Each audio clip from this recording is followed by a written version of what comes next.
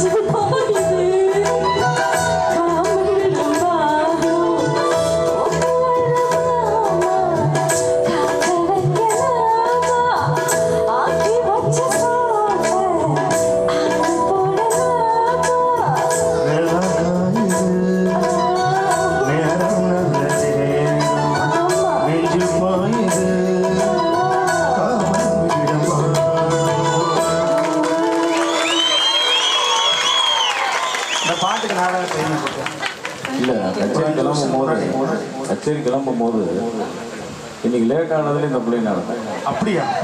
ஏன்னா வரும்போது டிராஃபிக்ல வந்து டூல இருந்து கீழே விழுந்துச்சு. ஐயோ, அப்படியே விட்டு வந்திருக்கணும் நான்.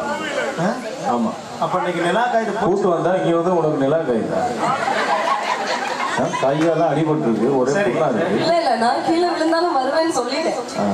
இப்ப நிகழ்ச்சி முடிச்சு எப்படி போறேன்? இப்போ உங்க கூட தான் வரலாங்க. காரா டிராவல்ஸா?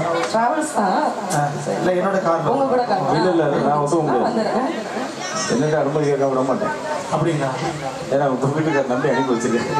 இல்ல இல்ல, அதெல்லாம் முடியாது. நான் வந்து வந்ததே நீங்க வர்றீங்கன்னு சொன்னனால தான். நான் விழுந்தாலும் பரவாயில்ல. ஓகே. ஆமா, எப்படி தெரியுங்களா? நீங்க என்ன சொல்றீங்க? இல்லைங்க, முடிஞ்சவன ஒரு கூட போகட்டும் சொல்லுவாங்க. கை தூக்குங்க, நல்ல ஒரு கைத்தல்ல கொடுங்க. ஒரு ஜாலிக்காக இந்த மாதிரி எல்லாம் வந்து நீங்களாம் டிவியில் பார்த்துட்டு பிரியாங்க அவங்க எனக்கு நிறைய போயிட்டு இருக்கோம். அதெல்லாம் வந்து மக்களை சந்தோஷப்படுத்துறதுக்காக தான் அந்த நேரத்தில். ஏன்னா பார்த்தீங்கன்னா காலையில் 2 மணிக்கு ஷூட் ஆரம்பிக்கும். காலையில்ன்ற மதியம் 2 மணிக்கு ஷூட் ஆகும்.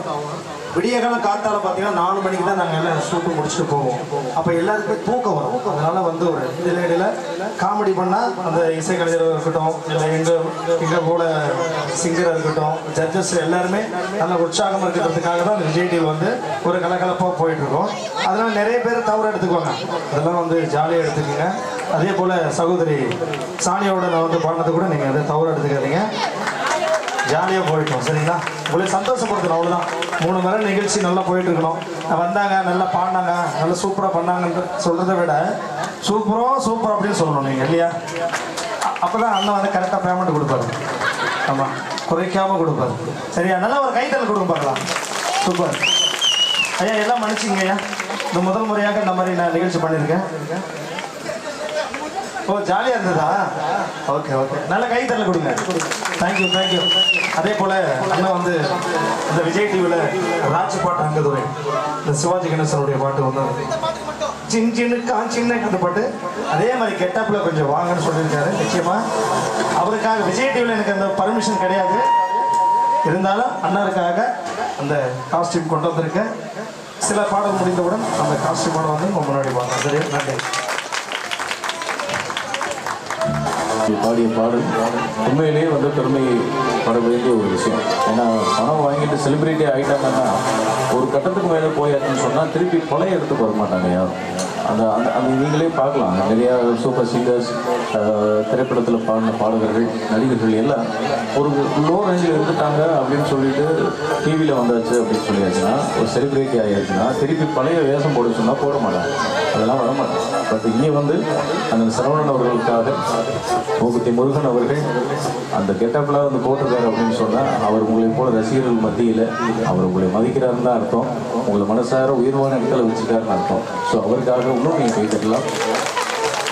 இங்கே வந்ததுக்கு ரொம்ப நன்றி. தொடர்ந்து ஒரு பாடல் கேளுங்க. இந்த பாட்டு நீங்கள் நிறைய இசைக்குழுக்களில் கேட்டிருக்க முடியாது. காரணம், இது ஒரு சூப்பர் ஸ்டார் ரஜினிகாந்த் நடிச்சு வெளிவந்த பாட்டு. இந்த ஆர்கெஸ்ட்ராவுடைய மேனுவல் ஆர்கெஸ்ட்ரா வாசிக்கிறது. கேளுங்க அவங்க வாசிக்கிறது அப்படின்னு சொல்லி.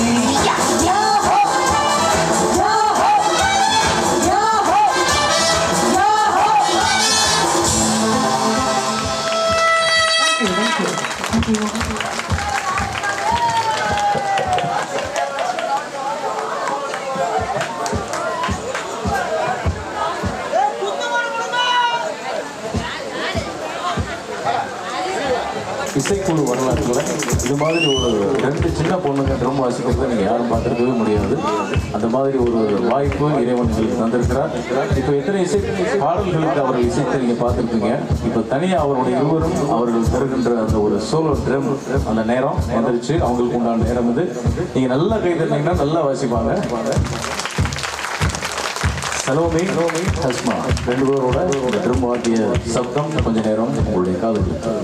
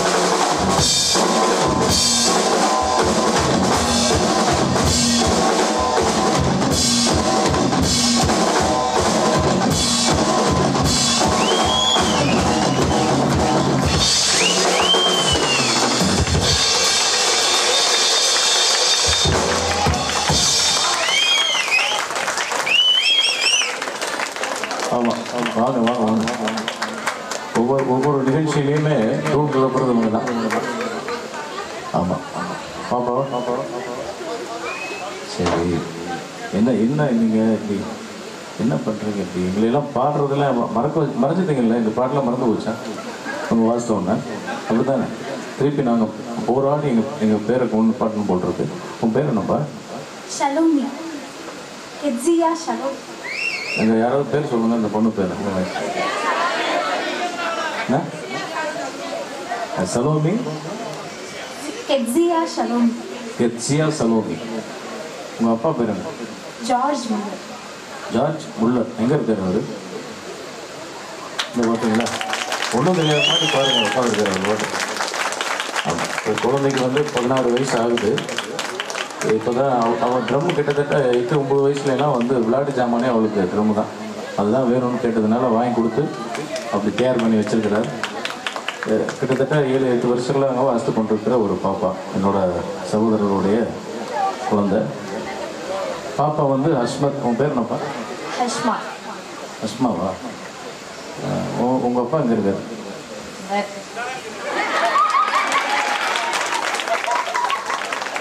நம்ம நல்லா சொல்லணும். உங்கள் அப்பா பேர் என்னம்மா? ஆஷிக். உங்கள் அப்பா பேரா? சரி, என் பொண்ணு தான் அது. இந்த இசைக்குழுவில் வந்து இப்போ ஒரு கொஞ்ச நாளாக தான் வாசிக்கிறாள். அவள் தான் எங்களோட ஆஸ்தான ட்ரம்மர். இவளை பார்த்து தான் வாசிக்க ஆரம்பித்தது. ஆனால் ஆரம்பத்துலேருந்து இருக்குது, அந்த ஆர்வம் இருக்குது. நாங்கள் தான் அதை கண்டுக்கல. ட்ரம்மு வேணும்னு சொல்லி வாசிக்கணும்னு கேட்டு நாங்கள் பாடுறதுக்கு அனுப்பிட்டு இருக்கோம். எங்களை மாதிரி நீ பாட்டு கிளாஸுக்கு போ, அப்போ தான் உனக்கு சரியாக இருக்கும் அப்படின்னு சொல்லி.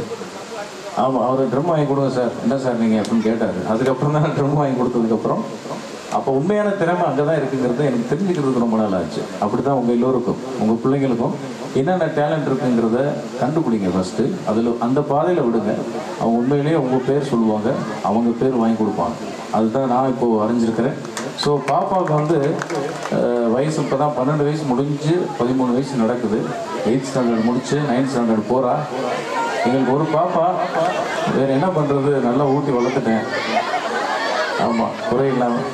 ஆமாம், நம்புற மாதிரி இல்லையோ? ஆமாம், இந்த படத்தில் 555 பாட்டில் ஒரு பொண்ணு ஆடிச்சு தெரியுமா?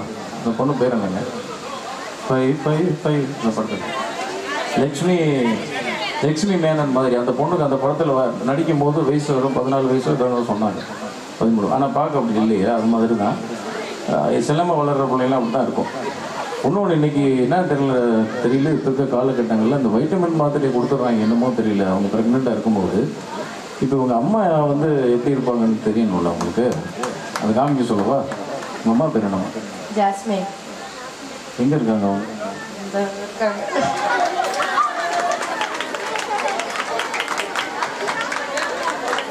இது என் பொண்ணு, அது இவங்க அம்மாவா?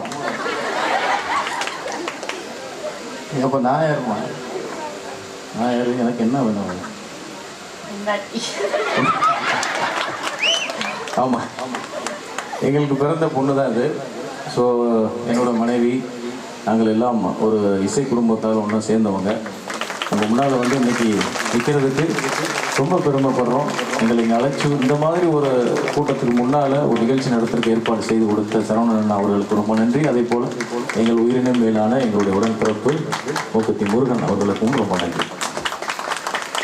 ரைட், போகலாம். கொஞ்ச நேரம் அப்படியே வேறு மாதிரி அடித்து திருப்பி கச்சேரி போயிட்டே இருப்போம். அடுத்தடுத்த பாடல்கள் உங்களுக்காக தொடர்ந்து வரும். தெரியலையா? இல்லை என்னைய பார்த்து தெரியலையா அவங்க அப்பா அம்மா? அப்படியா? என் பொண்ணும் நம்பலையா? இல்லை அவருக்கு அப்பான்னு என்னைய பார்த்து சந்தேகமா இருக்கா? அப்பா அம்மா இல்லையே நினைக்கிறேன். இல்லை என்ன சொல்றீங்க? ரொம்ப இளமையாக இருக்கணும். இங்கே தான் இருக்குண்ணா.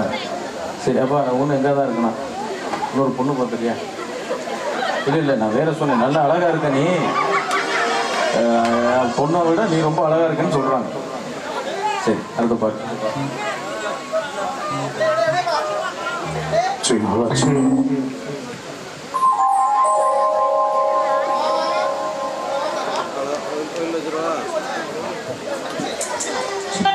யாருக்கெல்லாம் விஜயகாந்த் பிடிக்கும்?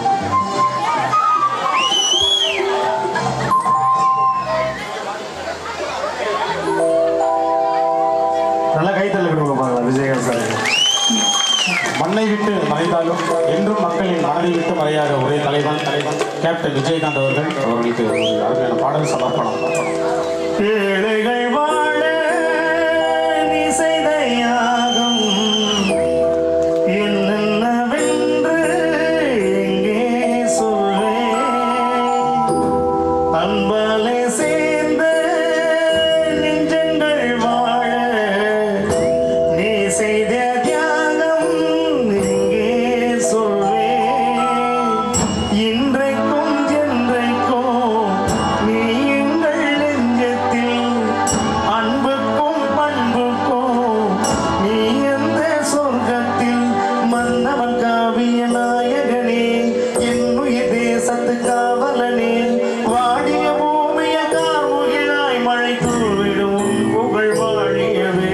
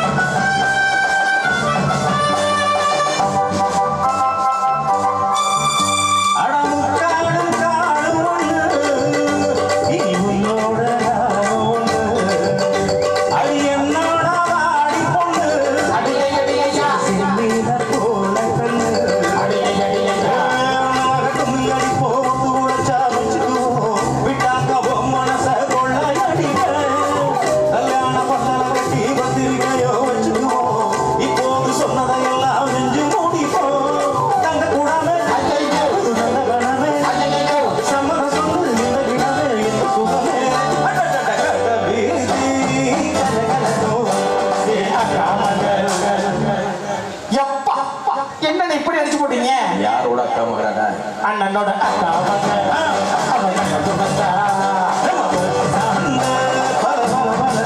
அண்ணனோட பச்சை கிளி. நீ முடிச்ச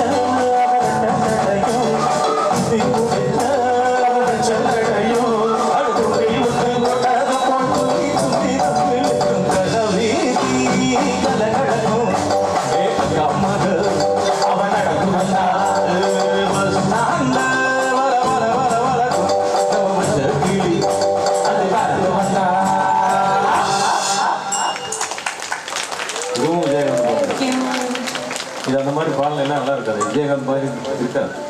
ஏன்னா எஸ்பிபி அவர்கள் ஒவ்வொருத்தருக்கும் ஒவ்வொரு மாதிரி பாடியிருப்பார்.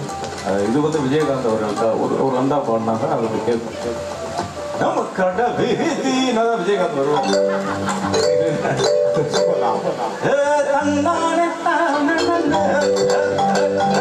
அவர்தான் விஜயகாந்த். கமலுக்கு வேற மாதிரி, ரஜினிக்கு வேற மாதிரி, அதே மாதிரி விஜயகாந்துக்கு வேற மாதிரி.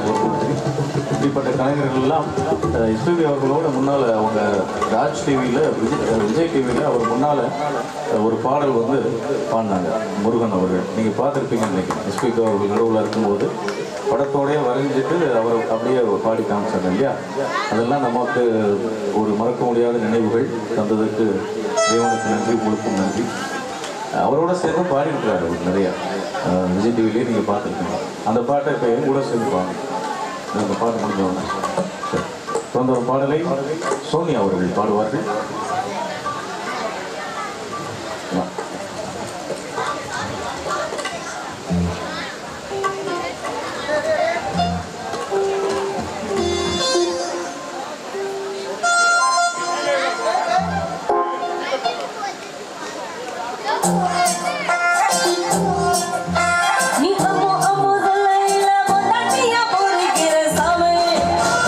சாமி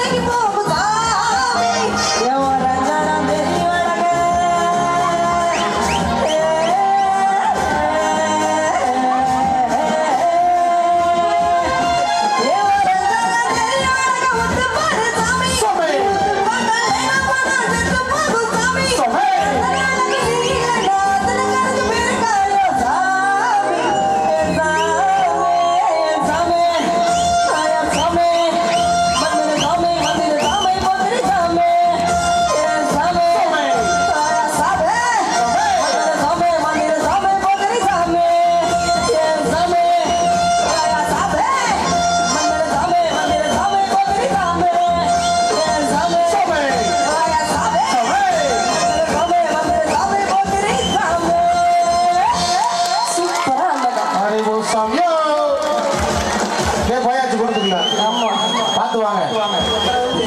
நீங்கள் பார்த்தீங்கன்னா டிவியில் க்ளோஸ்அப்பில் காமிச்சாங்கன்னா அவர் தான் தபலா வாசிக்கிறார் ஜி தமிழில். நீங்கள் எப்படா என்னோட கச்சேரிக்கு தான் அவர் வருவார். அவருக்கு ரொம்ப சம்பளம் ஜாஸ்தி கொடுக்கணும். அது மாதிரி அவருடைய என்னுடைய அருமை அண்ணன் கணேசன் அவர்கள், அவரும் தென் தமிழகத்தில் இருக்கிற மிக முக்கியமான நல்ல தபலிஸ். இங்கே இசைக்குழுவில் உற்சாகப்படுத்தி கொண்டிருக்கிற எங்களுடைய மேனேஜர் பாலன் அங்கிள். அவர் வந்து இப்போ இந்த ஃபேமிலிலாம் வாசித்துட்டு இருக்கிறார் இல்லையா, உங்களுக்குலாம் ஜாலியாக இருக்கிறாருல்ல. அவர் பார்க்கும்போது சாதாரணமாக தெரியும். அவர் வந்து காமராஜர் யூனிவர்சிட்டியில் ப்ரொஃபஸராக இருக்கார் மதுரையில். கிட்டத்தட்ட ஸ்போர்ட்ஸில் வந்து அவர் தான் டீச்சராக இருக்கிறாரு. கிட்டத்தட்ட 27 டிகிரி முடிச்சிருக்கிறார் அவர். 27 டிகிரி. எஸ்எஸ்எல்சி தாண்டது ரொம்ப கஷ்டம். 12th தாண்டி அதுக்கப்புறம் டிகிரி படிச்சு இப்போ கூட ஒரு லா முடிச்சு எழுத போகிறீங்களா, அவருடைய குறிக்கோளை சாகிற வரைக்கும் டிகிரி படிச்சுட்டே இருக்கிறதா. இடையிடையில் அப்படி கச்சேரிக்கு வந்து அப்படி ஜாலியாக ஆடிட்டு போயிட்டாருன்னா அடுத்த டிகிரி எழுத போகிறாருன்னு அர்த்தம். ஆமாம், திருப்பி ரீசார்ஜ் ஆகிடும். அது மாதிரி ரிதம் கம்போசர் தம்பி அவர் வந்து மனோஜ், அவர் எஸ்பிபி அவர்களோட நிறைய நிகழ்ச்சி வாசித்திருக்கிறார். நிறைய திரை இசை பாடல்கள் பிரபலங்களுக்கெல்லாம் வாசிக்கக்கூடிய ஒரு மிகப்பெரிய கலைஞர். ஒரு வேளாங்கண்ணியில் இருக்கிற என்னோட அருமை தம்பி. இங்கே எந்த ஊர் கச்சேரினாலும் எங்கள் குழுவில் முக்கியமான அங்கம் வகிக்கக்கூடியவர். அதே போல் இன்னொரு ரிதம் பிளேயர் டாடி அவர்களும் மிகச்சிறந்த ஒரு பிளேயர். அது மாதிரி பாப்பா 2 பேரும் சொல்லியாச்சு. எங்கள் இசைக்குழுவின் புல்லாங்குழல், கிளாரினட், சாக்ஸ் எல்லாம் வாசிக்கிற இளங்கோ மாமா தமிழக காவல்துறையில் முக்கியமான பொறுப்பு வைத்து கொண்டிருக்கிறார். லீவு நேரங்களில் தான் கச்சேரிக்கு வருவார். வேறு கச்சேரியில் அவர் பார்க்க முடியாது, நான் தான் கூப்பிட்டு வருவேன். அது மாதிரி எங்கள் இசைக்குழுவின் மற்றொரு ட்ரம்பட் பிளேயர் பழனி, அவரும் தென் தமிழ்நாட்டில் இருக்கிற ட்ரம்பட்லாம் இப்போ அழிஞ்சு போச்சு. ட்ரம்பட் வாசிக்கிறதெல்லாம் அழிஞ்சு போச்சு. அந்த கலைஞர் எங்கள் இசைக்குழுவில் வாசிக்கிறார். எங்கள் இசைக்குழு கீபோர்டு பிளேயர். இவர் 2 கை தான் இருக்குது, அதுக்கே 3 போர்டு வச்சுருக்கிறாரு. இறைவன் இன்னும் ஒரு 2 கை கொடுத்துருந்தா அப்படின்னா 2 கீபோர்டு வச்சுருப்பார். ஆமாம், 10 விரல் தான் இருக்குது. 11 விரல் அவனுக்கு இல்லை, 10 விரல் தான். சரி, 10 விரல் தான் இருக்குது. காலில் சேர்த்து சொல்லிட்டேன். சரி, அது மாதிரி என்னுடைய அருமை மாப்பிள்ளை கீபோர்ட் பிளேயர் வினோத். ஆமாம், ரொம்ப நல்ல வளர்ந்து வரும் கலைஞர், நல்லா வாசிக்கக்கூடியவர். இவ்வளோ பெரிய ஜாபவான்கள் கூட எந்த தப்பும் இல்லாமல் வாசிக்கிறது ரொம்ப கஷ்டம். அவர் இப்போ தான் வாசிக்கிறார், ரொம்ப சூப்பர். எங்களுடைய பேஸ் கிட்டாரிஸ்ட் சுதா சார் அவர்கள் இப்படி அமைதியார் நோட்டை பார்த்துட்டு இருக்கார் இல்லையா, இவரும் கூட தமிழக கல்வித்துறை அதிகாரியாக பயன்பட்டு இருக்காரு. நீங்கள் இந்த 10வது 12வது பரிசு எழுதுறீங்க பாருங்கள், நோட்ஸு கொஸ்டின் பேப்பர் வருது இல்லை, அதை எடுக்கிறது கொடுத்தேன். நம்பர் வாங்கி வச்சுக்கோங்க. கொஸ்டின்லாம் வேணும்னா ஃபோன் பண்ணிங்கன்னா கொடுப்பாரு. 100க்கு 100 தான் பார்த்துங்க. ஆமாம், வேலை போயிடும். அது அப்புறம் ஏதோ ஊருக்கு வந்ததுக்காக கொஸ்டின் விட்டு போங்களேன். ஆமாம், அது மாதிரி மிகப்பெரிய ஒரு இசைக்கலைஞர்கள் அவங்கெல்லாம் நோட்ஸ் வச்சு வாசிக்கிறவங்க. எங்கள் இசைக்குழுவில் வந்து என்னோடு சேர்ந்து பணியாற்றுறதுன்றது எனக்கு இறைவன் கொடுத்த பெரும் பாக்கியம். அது ரொம்ப நன்றி. அதே போல் எங்கள் இசைக்குழுவின் சவுண்ட் சிஸ்டமுங்க, ஒவ்வொருத்தரும் அவங்க வேலையை மட்டும்தான் பார்க்குறாங்க. பட் இது எல்லாத்தையும் சேர்த்து பார்க்குற வேலை அவருக்கு தான். அவர் சரியாக செய்யலைன்னா சுத்தமாக நீங்கள் ஒரு பாட்டை முழுமையாக கேட்க முடியாது. ஆமாம், மொத்தத்துக்கு அவுட் ஆகிடும். ரொம்ப அழகான என்னுடைய சித்தப்பா அவர் அகமத் அவர்கள். நான் எஸ்பிபி கூட போயிருக்கேன், உலகம் கூட சுற்றிருக்கேன், 20 வருஷம் பேரும் போல வாங்கியிருக்கேன், பெரிய பாடகர் அப்படிலாம் சொன்னால் கூட என்னை உருவாக்கின பங்கு அவருக்கு நிறையாது. அவர் மடியில் உட்காந்து தான் நான் வளர்ந்து வந்தவன். ஸோ இன்றைக்கி நான் மேடையில் இருக்கும்போது அவர் கீழே இருந்து எனக்கு ஒளியமைப்பது எனக்கு பெரிய பெருமை. இசைக்குழுவன் அதுபோல் என்னுடைய வேலையை என்னுடைய நண்பர்கள், என்னோட வேலைக்காரன்னு சொல்ல மாட்டேன், என்னோடய மாப்பிள்ளை தான் எல்லாம் இருந்தாங்க. குமார், அஜய், பாபு, நிறைய பேர் இவங்கெல்லாம் என்னை வாமான் தான் கூப்பிடுன்னு சொல்லியிருக்கேன். மற்ற ஆட்கள் மாதிரி என்னை வந்து முதலாளிலாம் கிடையாதுங்களா. சரி, முடிஞ்ச உடனே வாங்கிட்டீங்கல்ல. சரி, ரைட், ஓகே. அடுத்த ஒரு பாட்டு உங்களுக்காக. ஐயா, அவன் தம்பி எந்தரா தம்பி? அவன் பேர் என்ன? மங்கு இல்லை, அவர் வந்து இப்போ மறுபடியும் ஆகஸ்ட் 23 நான் மலேசியா போகிறேன். அங்கே கொஞ்சம் நகை விலையெல்லாம் கொஞ்சம் கம்மி. வரும்போது அவர் தலைமுடியில் வச்சுக்கிட்டு கூப்பிட்டு வந்தேன். பாஸ்போர்ட் வச்சுருக்கேன் இல்லையா? அவன் சாப்பிட்றத மாட்டேங்கிறான், முடியுதான். ஓ, அப்படியா? ஆமாம், பாருங்கள், உடம்பு எந்திரிச்சாருந்தாடி எந்திரிச்சாருந்தாங்க பாருங்கள். ஆமாம், கட்டோரியான உங்கள் பேர்? கட்டோடா. எனக்கு பொறாமையா இருக்கு உன் முடிய பார்த்து. எனக்கு அந்த மாதிரி இல்லையா? நன்றாமா சரி சூப்பர். தோடுக்கெல்லாம் வாங்க கடையில எப்ப எடுத்தது? கடைக்கார குமிச்சிருக்கும் போதா?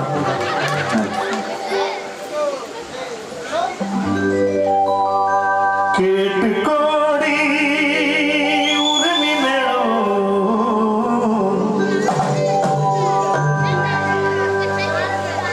கேட்டு கோடி உரிமை மேலும் போட்டு கோடி கோபந்தாளம்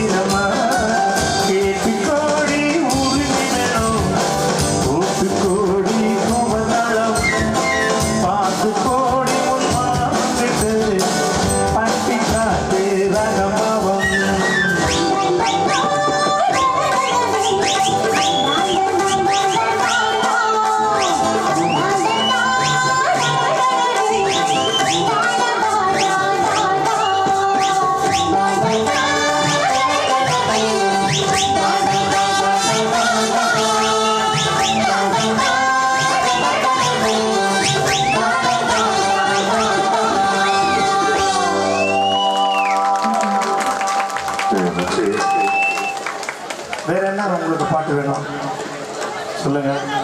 உங்களுக்கு பிடித்தமான பாடல் எந்த பாட்டு கேட்டாலும் வாசிப்பாங்க.